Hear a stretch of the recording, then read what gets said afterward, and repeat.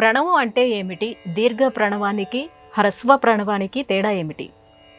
ప్రహ అంటే ప్రకృతి నుంచి ఉద్భవించిన ఈ సంసార సాగరాన్ని, నవ అంటే దాటటానికి అవసరమైన నావ అని ఒక అర్థం.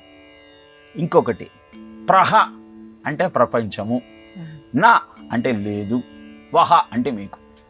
అంటే ప్రణవనాదాన్ని కనుక నువ్వు ఉచ్చరిస్తున్నట్టయితే ఈ ప్రపంచంతో మీకు అసలు సంబంధమే లేదు. అలా మీ జీవితము అద్భుతమైనటువంటి ఆత్మానందంలో తేలియాడుతూ ఉంటుంది. ప్రహ అంటే నిశ్చయంగా, నా అంటే నడిపించేటువంటిది, వహ అంటే మిమ్ములను నిశ్చయంగా మిమ్మల్ని ఆ మోక్షపథం వైపుకు నడిపించేదే ప్రణవము అని ప్రణవ శబ్దానికి అర్థాన్ని వివరిస్తారు. శుద్ధ తత్వానికి నిదర్శనమైన పరమాత్మను నూతనుడు అంటారు. ఆ నూతనుడిగా సాధకుడు మారాలి అంటే సాధనం ఏమిటయ్యా అంటే ప్రణవమే. ఈ ప్రణవము దీర్ఘ ప్రణవము, హ్రస్వ ప్రణవము, స్థూల ప్రణవము, సూక్ష్మ ప్రణవము. సూక్ష్మ ప్రణవము అంటే మనం అకార ఉకార మకార బిందు నాదములతో కూడినటువంటి ఓం అని ఉచ్చరిస్తాం.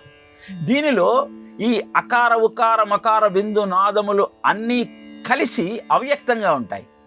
అదే నమశివాయ అన్నటువంటి మంత్రంలో సువ్యక్తమవుతాయి. కనుక ఆ పంచాక్షరిని స్థూల ప్రణవం అంటాం, ఓంకారాన్ని సూక్ష్మ ప్రణవం అంటాం. ఇక ఈ సూక్ష్మ ప్రణవంలో దీర్ఘ ప్రణవము, హ్రస్వ ప్రణవము అంటే అకార ఉకార మకార బిందు నాద కాలము కళ ఇవన్నీ కలిసినటువంటి ఓంకారము దీర్ఘ ప్రణవం.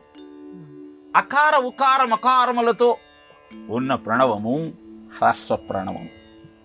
దీర్ఘ ప్రణవాన్ని విరక్తుడై వైరాగ్యం వైపు ప్రయాణం చేసేవాడు పఠించాలి, సాధన చెయ్యాలి. ఎందుకంటే ఓంకారము యొక్క మాహాత్యం ఏమిటి అంటే దీర్ఘ ప్రణవం చేస్తే చాలు నీ ఇంద్రియాలన్నీ అంతర్ముఖమై నీ ఆలోచన ఈ ప్రపంచము పట్ల విరక్తితో కూడి ఆ పరమాత్మను చేరుకోవాలన్నటువంటి భావన నీలో కలుగుతుంది. అంటే విరక్తుడైన వాడు దీర్ఘ ప్రణవాన్ని చెయ్యాలి. రక్తితో సంసారంలో గృహస్థాశ్రమంలో ఉన్నవాడు హ్రస్వ ప్రణవం చెయ్యాలి. ఇలాంటి ఓంకారాన్ని నువ్వు 9 కోట్ల సార్లు చేస్తే నీ అంతరాత్మ శుద్ధి అవుతుంది. నీలో ఉన్నటువంటి పంచభౌతికమైన భవనంబు దేహంబు అంటాడు భాగవతంలో. ఈ 5 పంచభూతాలు శుద్ధి కావాలి అంటే ఒక్కొక్క భూతాన్ని శుద్ధి చేయటానికి 9 కోట్ల సార్లు ప్రణవాన్ని జపించాలి. ఇంద్రియార్థములు తన్మాత్రలను శుద్ధి చేయటానికి మళ్ళీ ఒక్కొక్క దానికి 9 కోట్ల పాటు జపం చేయాలి. అంటే 10 × 9 90 కోట్లు.